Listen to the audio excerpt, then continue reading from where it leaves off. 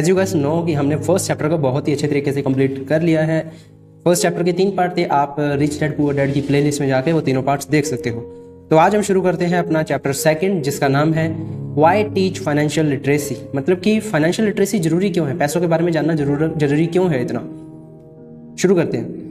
Robert and Mike some 3.5 decades later, Mike has taken over his father's company and is doing a even better job than the rich dad did. ठीक है, अब ये बात है बहुत time बाद की। जैसे कि फर्स्ट चैप्टर में आपको पता होगा कि हमने बात की थी उनके बचपन की, रॉबर्ट के और माइक के बचपन की बात की थी। लेकिन इस चैप्टर में उन्होंने बताया कि लगभग 3.5 डिकेड्स के बाद में उनके लाइफस्टाइल में क्या चल रहा था। जो माइक था वो अपने रिच डैड, यानी कि जिसमें यहाँ पर रेफरेंस दिया गया रिच डैड, इसका बिजनेस उसने संभाल लिया था क्योंकि वो उसका बेटा था माइक रिच डैड का, तो उसने संभाल लिया था और वो अपने पापा से भी बेहतर तरीके से उस बिजनेस को कर रहा था। As for Robert, he retired in 1994 at the age of 47। और जो रॉबर्ट कियोसाकी था, जो राइटर है हमारे, वो 1994 में 47 साल की उम्र में रिटायर हो गए थे। He and his wife wealth is growing automatically like a well established tree. Robert Kiyosaki और उसकी वाइफ किम दोनों की जो वेल्थ थी ना, वो इतनी तेजी से ऑटोमेटिकली ग्रो कर रही थी जैसे कि एक पेड़ होता है। He shared a story of the 1923 meeting of some great leader and richest businessman who owned the largest steel gas company and who ran the New York Stock Exchange and who sat on President Harding's cabinet. 25 years later, most of their lives had ended tragically. अच्छा, तो Robert ने ना एक story सुनाई थी 1923 में ना, वो कुछ लोगों से मीटिंग ऑफ सम पीपल, कुछ महान लोगों से और महान बिजनेसमैन से मिला था जो कि बहुत उस समय के रिच पर्सन थे। लेकिन 25 साल बाद देखा तो उनकी लाइफ बहुत ही ट्रेजेडिकली एंड हो चुकी थी, उनके पास कुछ नहीं बचा था, वो ब्रोक हो चुके थे। The 1929 stock crash and Great Depression likely played a part in their fates, but today we live in a time of even more turmoil and change than they did. More important than money to our survival is our education and ability. ठीक है, यहाँ पर बहुत अच्छी बात बोली गई है। पहले तो उन्होंने ये बताया क्रैश के बारे में कि 1929 में क्रैश हुआ था स्टॉक मार्केट का, जिसमें कि इनको थोड़ा बहुत लॉस हुआ था माइक और रॉबर्ट कियोसाकी को, लेकिन उन्होंने टैकल कर लिया था आसानी से।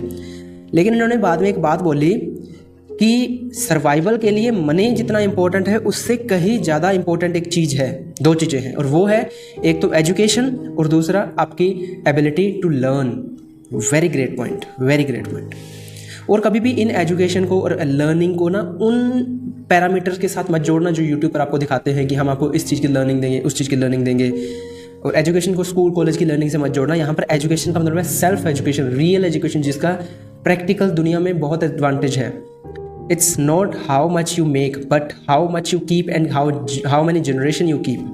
ये बहुत अच्छा पॉइंट है। इसने बोला है कि ये इस बारे में नहीं है कि आप कितना कमाते हो, मतलब इट्स नॉट अबाउट कि आप कितना कमाते हो, बट मेन पॉइंट इज कि आप उस कमाए हुए को कितना इन्वेस्ट करते हो और अपनी आगे की जनरेशन्स तक पहुंचा सकते हो। So when people ask Robert where to start getting rich, जब लोग पूछते हैं रॉबर्ट से कि हमें रिच बनने की शुरुआत कहाँ से करनी चाहिए, तो वो बताते हैं if you want to be rich you need to be financial literate. मतलब कि वो बताते हैं कि अगर आपको अमीर होना है तो सबसे पहले आपको फाइनेंस की नॉलेज होनी चाहिए। ठीक है। Robert compare the way many people act to building a skyscraper on the slab made for small homes. ठीक है, because kids graduate school with a little financial. अच्छा ठीक है, रॉबर्ट ऐसी चीज़ों को कंपेयर करते हैं। देखो आज के जो पहले का एजुकेशन सिस्टम था वो भी ऐसा ही था, आज का भी लगभग वैसा ही है। तो रॉबर्ट है जो रॉबर्ट कियोसाकी, वो ना इस सिस्टम को ऐसे कंपेयर करते हैं जैसे आप छोटे छोटे घर बनाए नीचे 2-4, उनके ऊपर एक बुर्ज खलीफा जैसी बड़ी बिल्डिंग बना ली, तो वो आपको भी पता है, बच्चे को भी पता है कि वो बिल्डिंग आज नहीं तो कल ढह जाएगी, राइट। तो इसका एग्जांपल उन्होंने दिया है कि बच्चे स्कूल और कॉलेज में कुछ सीखते नहीं है पैसों के बारे में, उसके बाद वो कुछ अपना करने की कोशिश करते हैं, फिर वो ब्रोक हो जाते हैं। तो इसलिए हमें अपनी नींव अच्छी रखनी चाहिए। जैसे रॉबर्ट कियोसाकी और माइक दोनों की नींव अच्छी थी, किसकी वजह से? उसके रिच डैड की वजह से, इसीलिए वो इतना रिच बन पाए। और इसीलिए उन्होंने बुक के नाम में भी इनको रिच डैड को बड़े अक्षरों में लिखा है, क्योंकि वो रिच थे, प्रैक्टिकल थे, समझदार थे। तो छोटी छोटी चीज़ों का रेफरेंस देखो, और पुअर डैड को छोटा सा लिखा है। Getting my point? And if yes, comment yes.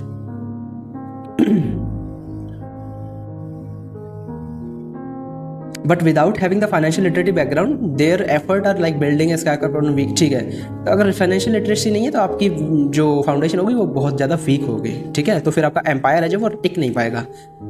Robert और उसका childhood friend Mike however were giving strong foundation. हाँ, यही बात मैंने बोली थी ना, रॉबर्ट और माइक को फाउंडेशन की बहुत तकड़ी थी उनकी रिच डैड की तरफ से। ठीक है, accounting as a subject is boring. Accounting जो होती है सब्जेक्ट होता है कॉमर्स में, वो बोरिंग होता है एज ए देखा जाए तो सब्जेक्ट कन्फ्यूजिंग होता है, लेकिन एब्सोल्युटली क्रूशियल है फाइनेंशियल सक्सेस के लिए। To make it accessible to kids rich dad. अच्छा, तो ये अकाउंटिंग उनको बच्चों को समझाने के लिए जो रिच डैड थे ना, वो फोटोज़ का यूज़ करते थे, ठीक है, कुछ फोटोज़ का यूज़ करते थे। मैं इन फोटोज़ को इस बुक में से खींच के लगा दूंगा यहाँ पर स्क्रीनशॉट, ठीक है, इस टाइप की फोटोज़ का यूज़ करते थे।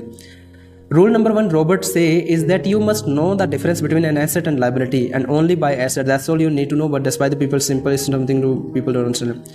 रॉबर्ट कहते हैं कि रूल नंबर 1 है अमीर होने का कि आपको सबसे पहले ये पता होना चाहिए कि लायबिलिटी और एसेट क्या होती है। अब देखो मैं बताता हूँ कि इन दोनों में फ़र्क क्या है। ये बहुत सिंपल सी बात है, इसमें फ़र्क ज़्यादा कुछ है नहीं, आपको साफ साफ पता चल जाएगा, लेकिन फिर भी लोग बहुत समझ नहीं पाते और अपनी लाइफ को ऐसे जीते हैं जैसे कि उनका कल का दिन चलेगा ही नहीं। इसलिए वो आज ही सारी चीज़ों में खर्च करके शाम तक दारू पी के सो जाते हैं और सुबह उठते हैं, फिर नौकरी करते हैं, फिर सोचते हैं अरे यार सारा पैसा लग गया, भाई मुझे उधार दे दे, ये दे वो दे दे।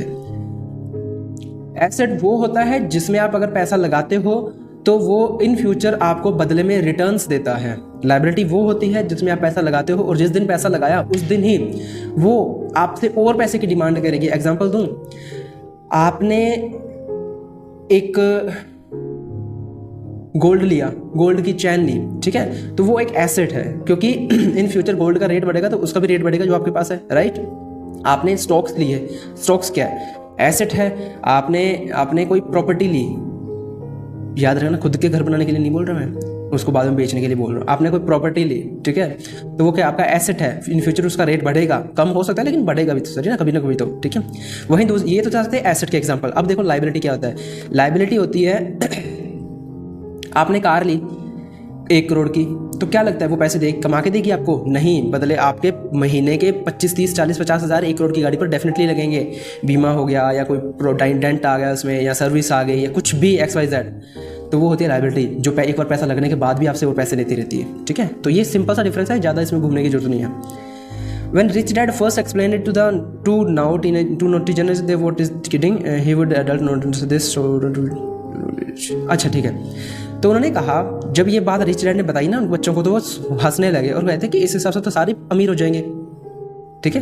पर the problem is most people have been educated differently by banker, financial planners and others, so they must unlearn what they think they know. Some find this demeaning to return to such a basic introduction. देखो rich dad ने फिर समझाया कि हंसने की बात नहीं है, बहुत सारे लोग होते हैं जो एजुकेटेड हैं लेकिन डिफरेंट तरीके से उनको बैंकर्स ने, उनके फाइनेंशियल प्लानर्स हैं, उन्होंने समझा रखा है। तो उनको सबसे पहले ये चीज़ करनी होगी कि उन्होंने जो सीखा है उसको भूलना पड़ेगा, ठीक है। और बहुत सारे लोगों को सकता है कि हम इतना कुछ जानते हैं, अब वापस से नीचे से शुरू करें, तो हम तो नहीं करेंगे। तो इसलिए ये इतना सिंपल नहीं है। आपको सुनने में लग रहा है अरे बस एसेट में पैसा इन्वेस्ट करें सारी जिंदगी, इट्स सिंपल। पर सोचो तुम्हारी सैलरी है 30,000, तुमने एक महीना पूरा मेहनत से काम किया और सोचा कि अब पार्टी करेंगे इसमें, तो क्या पार्टी का अवॉइड कर सकते हो? दोस्तों के साथ बाहर जाना अवॉइड कर सकते हो? कुछ नया खरीदना, फ़ोन खरीदना अवॉइड कर सकते हो? उसको अवॉइड करने के बाद जो तुम्हारा लाइफस्टाइल है वो सेम रहेगा, लेकिन फिर भी एसेट्स में इन्वेस्ट कर सकते हो? अपने आप से पूछो, मुझे मत बताओ। The true definition of asset and liabilities lie not in the words but in the numbers. And I hope ये चैप्टर इतना ठीक है, बाकी हम कल करेंगे, ठीक है। छोटी छोटी वीडियोस में आपको जल्दी ज़्यादा अच्छा समझ आएगा। ज़्यादा बड़ी वीडियो बना दी तो आप शायद देख ना पाओ। तो ये था पार्ट 1, सब्सक्राइब करो पार्ट 2 के लिए। सी यू टुमारो, बाय।